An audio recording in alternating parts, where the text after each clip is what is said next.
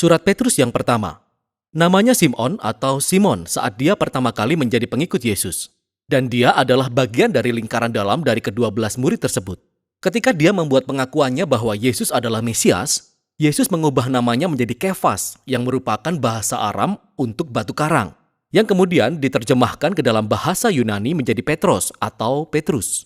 Yesus berjanji bahwa dia akan menjadi pemimpin di antara para rasul untuk membimbing komunitas mesianik di Yerusalem melalui tahun-tahun awal, dan itulah yang terjadi. Ingat pasal-pasal awal dari kitab Kisah Para Rasul. Namun akhirnya, Petrus dipanggil untuk membawa kabar baik tentang Yesus di luar perbatasan Israel. Dan surat ini ditulis puluhan tahun setelah misi itu dimulai di dunia Romawi yang lebih luas. Kita temukan pada kesimpulan dari surat ini bahwa Petrus ada di Roma yang dia sebut Babel. Dan kita dapati bahwa Petrus menugaskan Silwanus yang adalah rekan kerjanya untuk menulis surat ini. Ini adalah surat edaran yang dikirim ke beberapa komunitas gereja di provinsi Romawi, yaitu Asia Kecil yang sekarang adalah Turki. Dan Petrus mengetahui bahwa kebanyakan orang Kristen non-Yahudi ini dianiaya. Mereka menghadapi permusuhan dan pelecehan dari tetangga Yunani dan Romawi mereka. Sehingga Petrus menulis surat ini untuk menguatkan mereka di tengah penderitaan mereka. Dan ini membantu menjelaskan pola surat ini dan tema utamanya.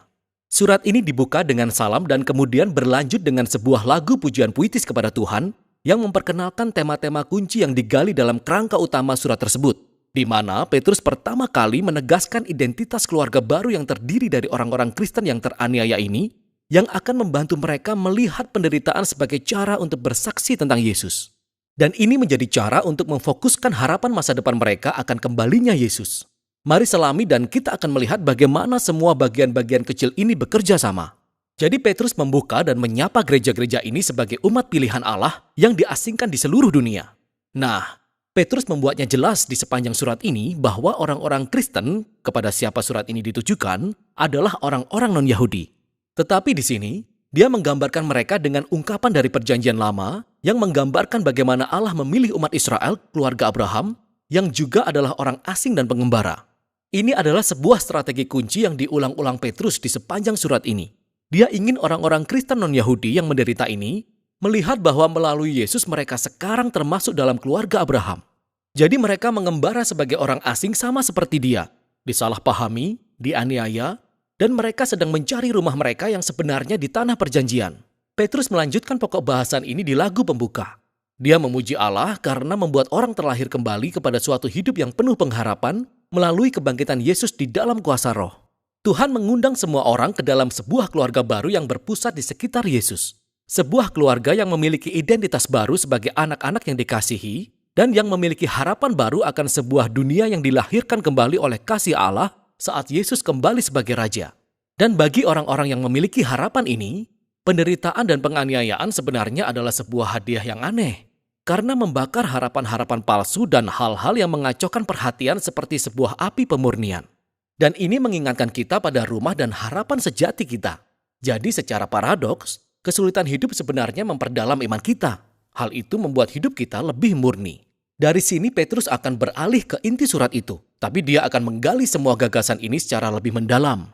Jadi dia pertama-tama mengembangkan tema tentang identitas keluarga baru umat Tuhan. Dia mengambil gambaran-gambaran perjanjian lama yang lebih berkesan tentang keluarga Israel, kemudian dia menerapkannya pada orang-orang Kristen non-Yahudi ini. Jadi seperti orang Israel yang meninggalkan Mesir, mereka juga harus mengambil ancang-ancang dan meninggalkan jalan hidup mereka yang terdahulu dalam perjalanan menuju masa depan yang baru. Jadi sekarang, mereka adalah umat kudus Allah yang sedang melakukan perjalanan melalui padang gurun. Mereka adalah orang-orang dari Eksodus baru yang telah ditebus oleh darah Yesus yang merupakan domba Paskah terakhir. Mereka adalah umat perjanjian baru yang memiliki firman Allah yang tertanam jauh di dalam diri mereka, memulihkan hati mereka dan memperbarui pikiran mereka. Mereka adalah bait suci baru yang dibangun di atas fondasi Yesus sendiri. Dan mereka adalah kerajaan baru para imam yang melayani Tuhan sebagai wakilnya bagi bangsa-bangsa. Sekarang dengan menerapkan semua gambaran menakjubkan ini kepada orang Kristen non-Yahudi yang teraniaya ini, Petrus menempatkan penderitaan mereka dalam sebuah kisah baru. Dan ini mengarah ke bagian berikutnya. Penindasan mereka sebenarnya dapat membantu memperjelas misi mereka di dunia untuk memberi kesaksian akan anugerah Allah di antara bangsa-bangsa. Jadi Petrus pertama-tama mendorong mereka untuk tunduk pada pemerintahan Romawi meskipun itu pemerintahan yang menindas. Ya, dia mengakui penganiayaan mereka dan bahwa penderitaan mereka tidak adil. Tapi perlawanan dengan kekerasan tidak memecahkan apapun. Belum lagi bahwa hal itu mengkhianati ajaran Yesus yang mengasihi musuh-musuhnya daripada membunuh mereka. Petrus kemudian secara khusus menyoroti situasi yang sangat sulit yang dihadapi oleh para budak dan istri Kristen saat mereka tinggal di rumah orang Romawi, di mana si kepala keluarga tidak mengikuti Yesus. Masalahnya adalah bahwa semua orang di rumah itu diharapkan akan tunduk dan menyembah Tuhannya si kepala keluarga. Sehingga Petrus sadar bahwa menunjukkan kesetiaan kepada Yesus akan menimbulkan kecurigaan. Jadi Petrus berkata bahwa hal itu benar.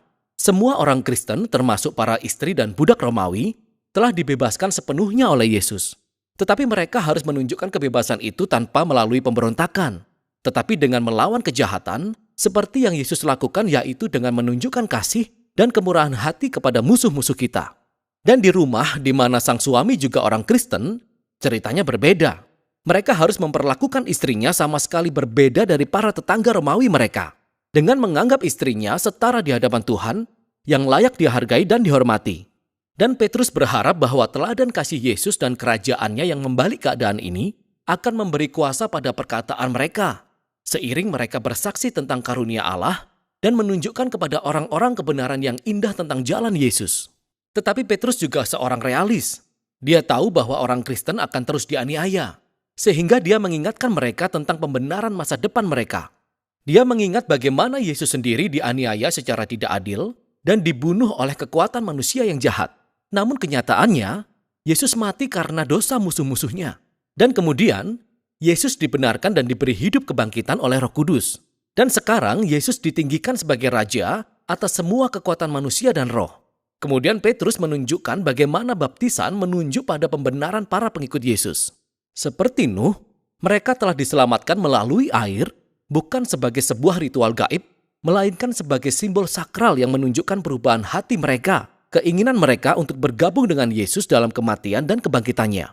Dan sekarang, bahkan jika mereka dibunuh karena mengikut Yesus, harapan mereka ada dalam pembelaan dan permuliaan masa depan di samping Raja mereka, yang membawa Petrus ke dalam bagian terakhir.